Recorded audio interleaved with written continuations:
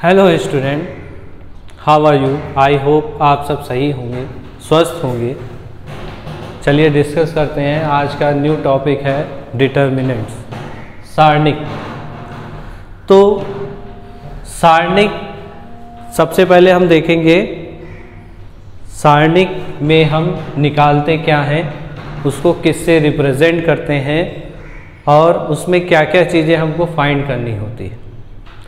तो डिटर्मिनेंट्स में मेनली हम फाइंड क्या करते हैं, किसी भी एक स्क्वायर मैट्रिक्स की वैल्यू हम फाइंड करते हैं। स्क्वायर मैट्रिक्स क्या होता है? स्क्वायर मैट्रिक्स को एक मैट्रिक्स ए है, उसको मैट्रिक्स इस तरह रिप्रेजेंट करते हैं। जैसे हमने दिया A11, A12, A13, A21, A22, A23, A31, A32, A33। ये क्या है? ये जो ब्रैकेट आपको दिख रहा है ये रिप्रेजेंट करता है मैट्रिक्स को। ये क्या रिप्रेजेंट करता है? ये मैट्रिक्स को रिप्रेजेंट करता है। ठीक है, ये मैट्रिक्स है और ये किस ऑर्डर की मैट्रिक्स है? 3x3 की मैट्रिक्स है। 3x3 का मतलब ये आप 3 क्या शो करता है? ये 3 शो करता है रो को, एंड ये 3 रिप्रेजेंट करेगा कॉलम्स को। 3x3 का मतलब 3 रोज एंड 3 कॉलम। फर्स्ट वाला 3 क्या रिप्रेजेंट करेगा? रो को, एंड सेकेंड 3 आपको रिप्रेजेंट करेगा कॉलम को। तो बेसिकली डिटर्मिनेंट्स किसका हम फाइंड करते हैं? डिटर्मिनेंट्स फाइंड करने के लिए हम मैट्रिक्स किस टाइप की लेंगे? एक स्क्वायर मैट्रिक्स लेंगे। कैसी मैट्रिक्स? स्क्वायर मैट्रिक्स लेंगे। मेनली हम डिटर्मिनेंट्स किसका निकाल सकते हैं? हम सिर्फ और सिर्फ स्क्वायर मैट्रिक्स का ही डिटर्मिनेंट निकाल सकते हैं। फर्स्ट कंडीशन क्या होना चाहिए? जो मैट्रिक्स होगा वो स्क्वायर मैट्रिक्स होना चाहिए। अब स्क्वायर मैट्रिक्स कोई भी हो सकता है। स्क्वायर मैट्रिक्स हमारा 1x1 का भी हो सकता है, 2x2 का भी हो सकता है, 3x3 का भी हो सकता है। ये मैट्रिक्स हम निकाल सकते हैं। इन मैट्रिक्स से हम डिटर्मिनेंट्स की वैल्यू फाइंड करते हैं। अब ये जो ब्रैकेट है ये आपको शो करेगा मैट्रिक्स, जबकि डिटर्मिनेंट को कौन शो करता है? डिटर्मिनेंट को शो करने के लिए हम किसी भी मैट्रिक्स को या तो जैसे आपको ए मैट्रिक्स दी है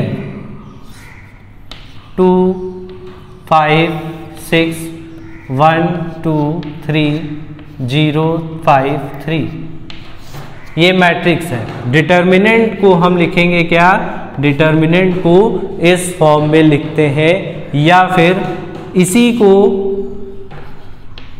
इसी मैट्रिक्स को डिटर्मिनेंट में इस तरीके से हम लिखते हैं। ठीक, मतलब क्या है? या फिर और एक तरीका है, सीधे हम लिखते हैं डिटर्मिनेंट ए। ये फॉर्म भी हम लिख सकते हैं। तो इन 3 तरीके से हम डिटर्मिनेंट को लिख सकते हैं। ये डिटर्मिनेंट को रिप्रेजेंट करने के तरीके, ये डिटर्मिनेंट को रिप्रेजेंट करने के तरीके, इस तरीके से डिटर्मिनेंट को रिप्रेजेंट करते हैं। अब इसके बाद आता है इसको हम सॉल्व कैसे करेंगे। एक चीज उससे पहले और जान लीजिए, जैसे ए आपको मैट्रिक्स दी है, इसमें दिया है -2 ये कैसी है? 1x1 मैट्रिक्स है। पूछा जाए इसका डिटर्मिनेंट क्या होगा, तो determinant of this is equal to -2। ये इसका आंसर, -2 इसका आंसर है। इस डिटर्मिनेंट का आंसर -2 होगा। अब ये जो साइन है ये डिटर्मिनेंट्स है, ये मॉड नहीं है। ये मॉड नहीं कहा जाएगा। अगर मॉड होता तो ये पॉजिटिव हो जाता, तो ये मॉड नहीं है, ये ध्यान देंगे। इसको मॉड हम नहीं कहेंगे। ये रिप्रेजेंट क्या करेगा, ये डिटर्मिनेंट को रिप्रेजेंट करेगा। ये 1/1 की मैट्रिक्स है। एक मैट्रिक्स और हम लेते हैं B। ये हम कैसी ले रहे हैं, ये 2/2 की मैट्रिक्स है। इसका डिटर्मिनेंट अगर हमको फाइंड करना हो तो determinant of B is equal to, हम क्या करेंगे, इसको लिखेंगे इस तरीके से 2 3 2 1। अब इसके बाद इसको सॉल्व किस तरीके से करेंगे, तो सबसे पहले हम इसकी मल्टीप्लाई इससे करते हैं और इसकी मल्टीप्लाई हम इससे करते हैं। तो क्या लिखेंगे, 2 1 जा 2 और 2 3 जा -6। इसमें पहले क्या लग जाएगा, माइनस लग जाएगा। जब इन दोनों की मल्टीप्लाई होगी तो इनके बीच में कौन सा साइन आएगा, माइनस का। और माइनस करने पर जो हमारा आंसर आएगा वही डिटर्मिनेंट ऑफ B होगा। ये इसका आंसर। तो इस तरीके से हम इसको सॉल्व कर सकते हैं। तो फर्स्ट 1/1 की मैट्रिक्स हमको सॉल्व करना हो तो ये इजी तरीका है। 2/2 के लिए ये है, पर 3/3 के लिए कुछ कंडीशंस चेंज होती हैं। 3/3 में क्या होगा, उससे पहले कुछ इससे रिलेटेड क्वेश्चन देख लेते हैं। 2/2 के और भी क्वेश्चंस हैं, उनको हम ध्यान देते हैं। उनको हम कैसे लगाएंगे वो ध्यान दो। जैसे फर्स्ट क्वेश्चन आपको दिया है, फर्स्ट क्वेश्चन है find the value of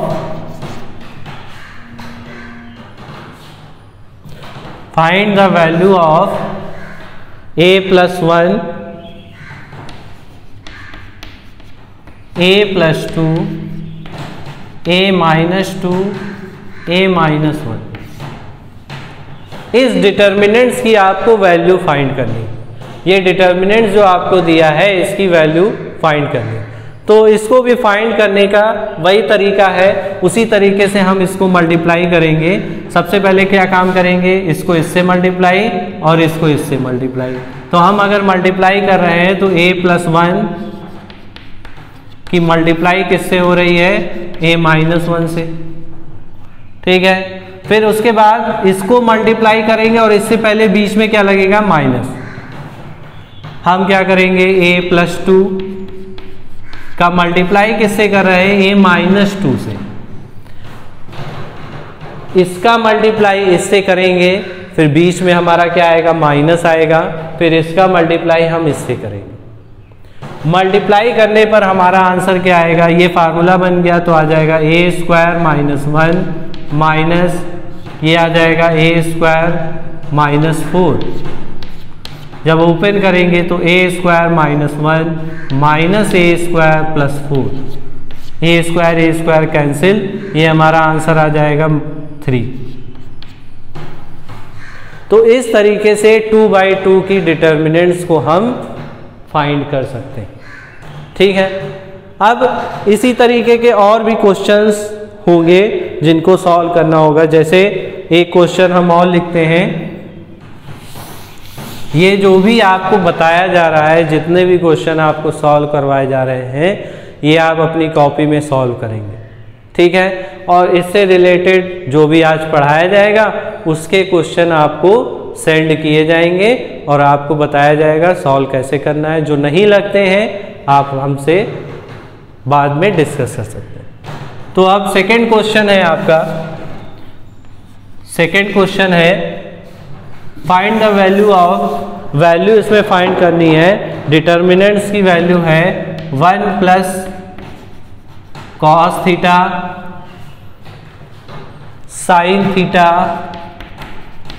sin theta और 1 - cos थीटा। सिंपल है, उसी तरीके से इसको भी सॉल्व करना होगा। इसमें हम सबसे पहले काम वही करेंगे, इसकी मल्टीप्लाई हम इससे करेंगे और इसकी मल्टीप्लाई हम इससे करेंगे। तो करते हैं 1 + cos थीटा और 1 - cos थीटा। फिर इन दोनों की मल्टीप्लाई करेंगे और बीच में साइन क्या आएगा, माइनस का। माइनस साइन लगाएंगे और साइन साइन की मल्टीप्लाई साइन स्क्वायर थीटा। अब ये क्या हो गया 1 माइनस कॉस स्क्वायर थीटा और माइनस साइन स्क्वायर थीटा।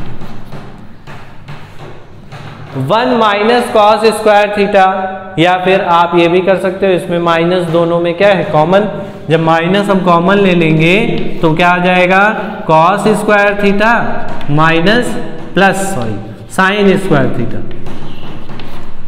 ये 1 और माइनस 1, ये कितना आ जाएगा आपका 0। तो ये इस डिटर्मिनेंट का सोल्यूशन हो जाएगा। ठीक है, तो ये तो हो गई बात 2x2 मैट्रिक्स की। इस तरीके से 2x2 मैट्रिक्स को हम सॉल्व कर सकते हैं।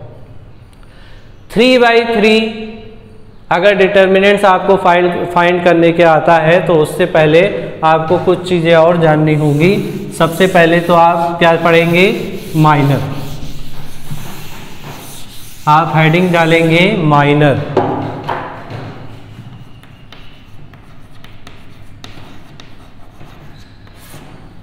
माइनर्स क्या होता है, तो माइनर्स क्या होगा, जैसे आपको एक डिटर्मिनेंट दिया है, मान लेते हैं डी, डिटर्मिनेंट्स डी दिया है a11 a12 a13 a21 a22 a23 a31 a32 a33, ये आपको डिटर्मिनेंट्स दिया गया। क्वेश्चन पूछा जाएगा find the minor of a12, किसी भी पर्टिकुलर, ये a11 a12 a13 है क्या, ये डिटर्मिनेंट्स के एलिमेंट्स कहलाते हैं। इनको हम क्या कहेंगे एलिमेंट्स। पूछा जाएगा जैसे कहा गया a12 या a13, किसी का भी माइनर आपसे पूछ सकता है। तो माइनर क्या होता है पहले वो जानते हैं। माइनर का मतलब जैसे हमने कहा a11 का minor, minor of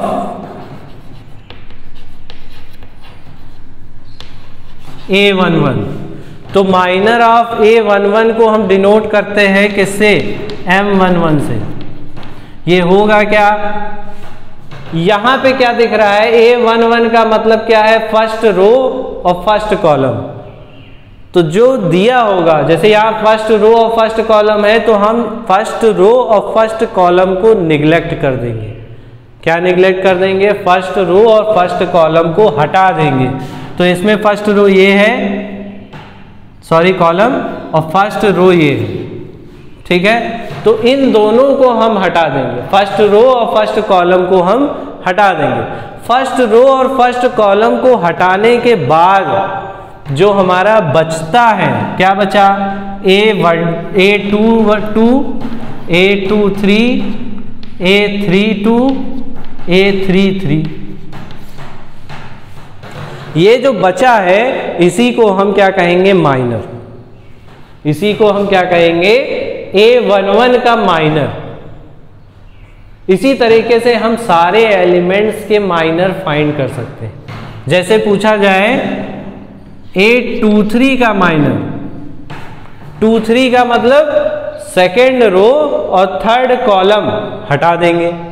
second row कौन सा है, सेकेंड रो ये है, ये सेकेंड रो और थर्ड कॉलम हटा देंगे। तो अब हमारे पास क्या बचा, जब सेकेंड रो और थर्ड कॉलम हम हटा देंगे तो हमारे पास बचेगा क्या, तो इसका माइनर m23 लिखेंगे। वो क्या हो जाएगा, वो हो जाएगा बचा क्या, a11 a12 a31 a32। तो ये माइनर आपका m23 का हो जाएगा। इसी तरह जितने भी एलिमेंट्स हैं हम सभी के माइनर फाइंड कर सकते हैं। ठीक है, समझ में आया नहीं आया। अब उसके पहले, अब ये इतना सॉल्व हो गया, इस तरीके से हम इसका माइनर फाइंड कर सकते हैं। माइनर के बाद में आता है कोफैक्टर, माइनर के बाद में आता है कोफैक्टर। तो अब देखते हैं, जैसे कोफैक्टर आपको फाइंड करना है,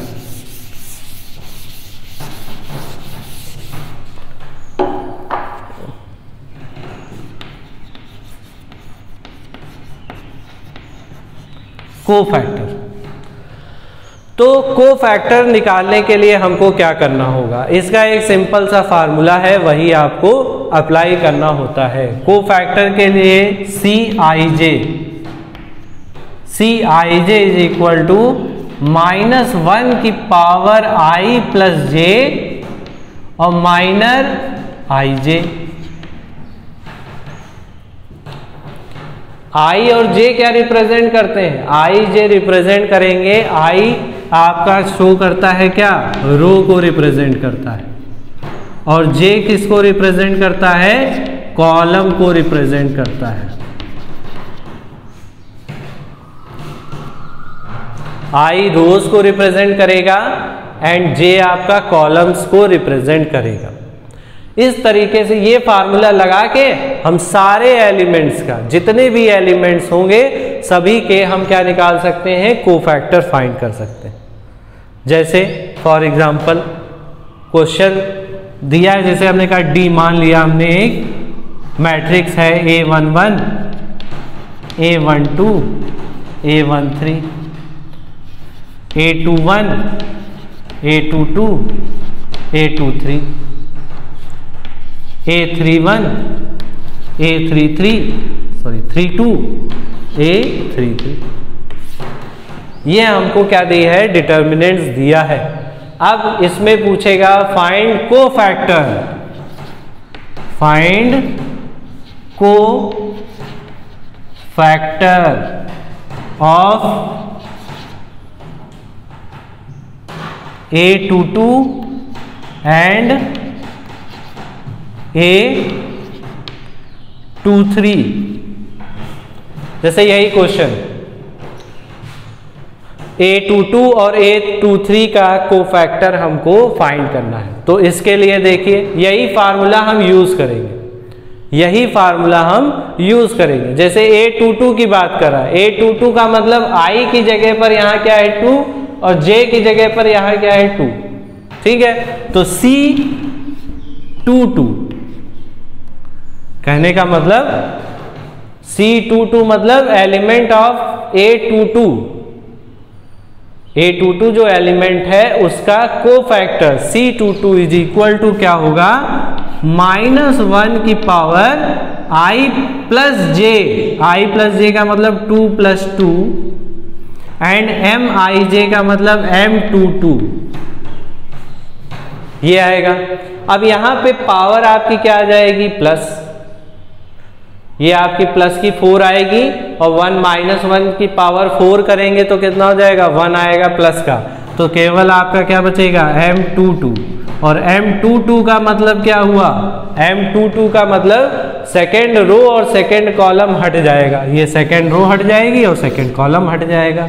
तो जो बच रहा है, क्या बचा आपका A11 A13 A31 A33, ये इसका माइनर हुआ। इसकी वैल्यू भी फाइंड कर सकते हैं, किस तरीके से, इसको इससे मल्टीप्लाई कर दो, इसको इससे मल्टीप्लाई कर दो। जैसे अभी हमने 2/2 का मैट्रिक्स सॉल्व किया था, उसी तरीके से माइनर को सॉल्व करके हम लिख सकते हैं, ठीक है। ये हमारा A22 का कोफैक्टर होगा। इसी तरह A23 का कोफैक्टर फाइंड करना है, तो यही फार्मूला हम यूज करेंगे, यही फार्मूला यूज करेंगे।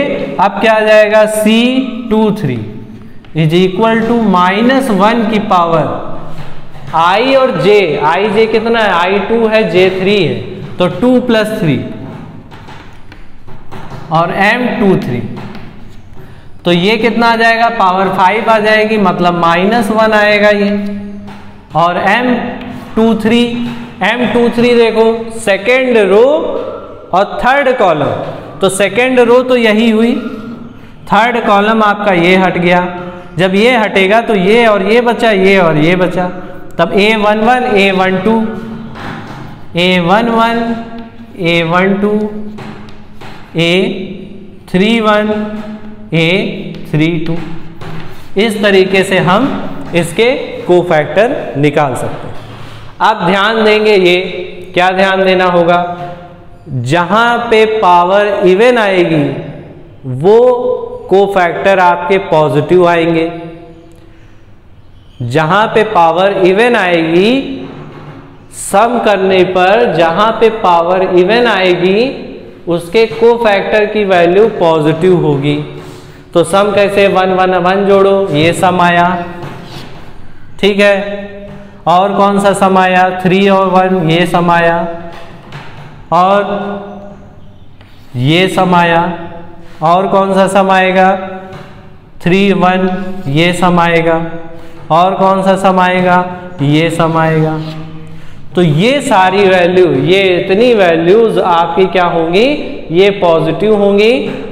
बाकी जो बच रही वैल्यूज उनके कोफैक्टर की वैल्यू क्या होगी, निगेटिव।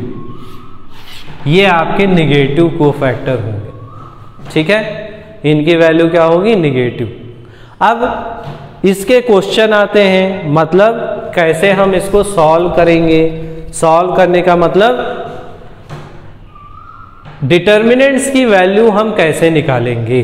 तो डिटर्मिनेंट्स की वैल्यू निकालने का बहुत इजी तरीका है। कोफैक्टर आप समझ ही गए हैं, तो देखते हैं, एक क्वेश्चन हम करते हैं, फिर उसके बेसिस पे आप अपनी बुक के क्वेश्चन भी लगाएंगे, ठीक है।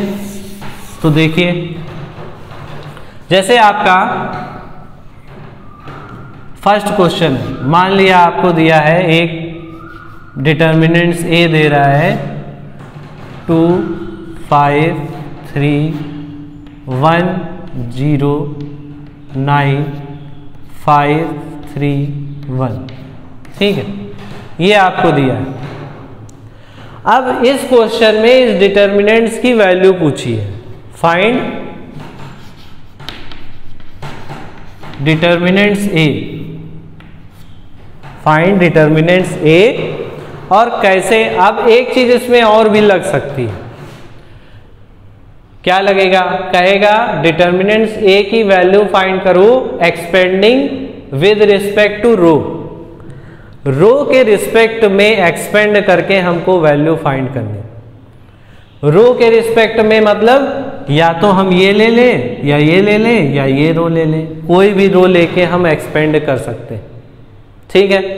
और या फिर लिख के आएगा expanding with respect to column. जब कॉलम की बात करेगा तो हम कॉलम लेंगे, ठीक। तो पहले हम क्या लिख लेते हैं, एक्सपेंडिंग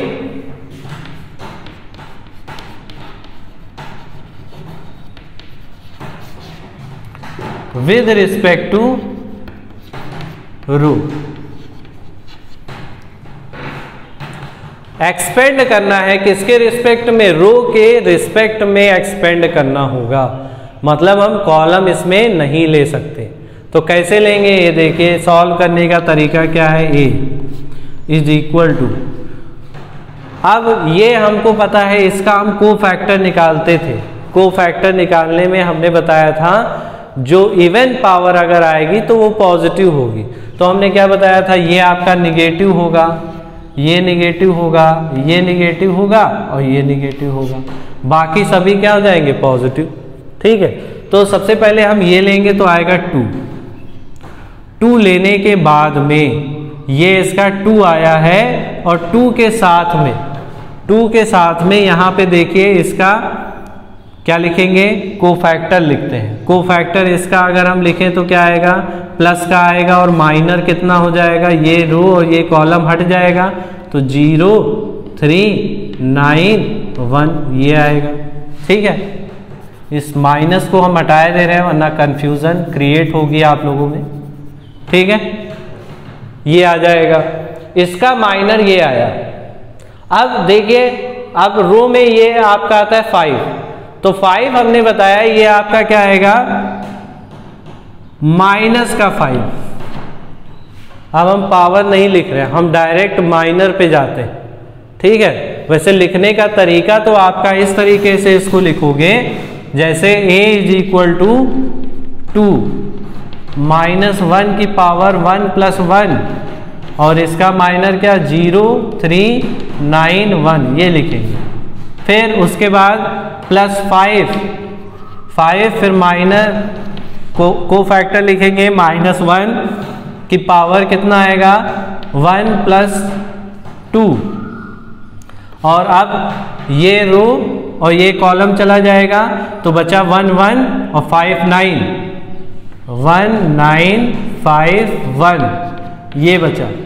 अब इसके आगे और आएंगे 3 पे तो प्लस का 3 लिखेंगे और -1 की पावर कितना आ जाएगा 1 प्लस 3। अब फर्स्ट रो और थर्ड कॉलम हट जाएगा तो बचेगा 1 5 0 3, 1 5 0 3 ये आएगा। अब इसको हम सॉल्व करते हैं, इसको सॉल्व करिए तो इसको सॉल्व करने पर देखिए ये आएगा 2, इसको सॉल्व करेंगे इसकी मल्टीप्लाई इससे, इसकी मल्टीप्लाई इससे तो ये आएगा 0 और -27। ठीक है, अब इसके बाद ये माइनस का 5 आएगा, -5, इसको सॉल्व करेंगे तो इसकी मल्टीप्लाई इससे, इसकी मल्टीप्लाई इससे तो ये आ जाएगा 1 और माइनस का कितना आ जाएगा 45। ठीक है, अब इसके आगे और बढ़ते हैं, यहाँ पे पावर क्या है इवन नंबर है तो ये प्लस का ही रहेगा तो प्लस का 3, इसकी मल्टीप्लाई इससे और इसकी मल्टीप्लाई इससे करेंगे तो ये आ जाएगा 3 -0। अब इसको सॉल्व कर लेंगे, सॉल्व करते हैं कितना आएगा माइनस का 54 आ जाएगा और और ये आपका आएगा माइनस का 44 हो जाएगा। -44 की 5 से मल्टीप्लाई कराएंगे